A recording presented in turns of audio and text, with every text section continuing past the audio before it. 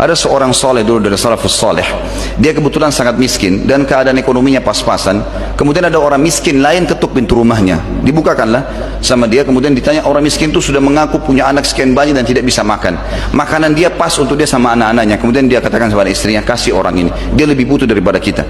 Kata istrinya, tapi anak-anak belum makan. Baik, berikan. Allah tidak akan menghilangkan atau tidak akan menyanyiakan hambanya yang bersedekah di jalannya.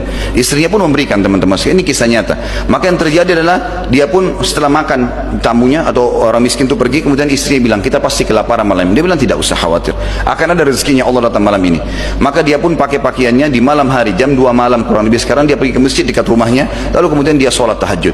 Lalu dia berkeluh kesah sama Tuhannya, ya Allah, saya sudah memberikan makanan saya kepada orang ini, saya tahu lebih butuh daripada saya, dan saya butuh pada anak-anak dan istri saya, karuniakanlah saya rezeki.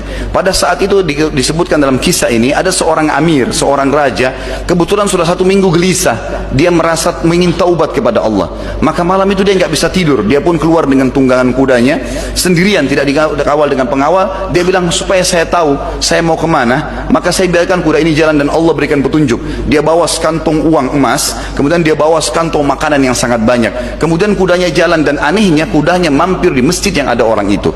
Kemudian dia pun masuk ke dalam masjid tersebut. Dia heran, kenapa dia bawa kuda ini ke dalam masjid. Dia masuk masjid, dia temukan orang itu lagi sujud dan menangis, serta dalam doanya didengar, ya Allah, aku butuh makanan buat istri anakku malam ini karena mereka kelaparan.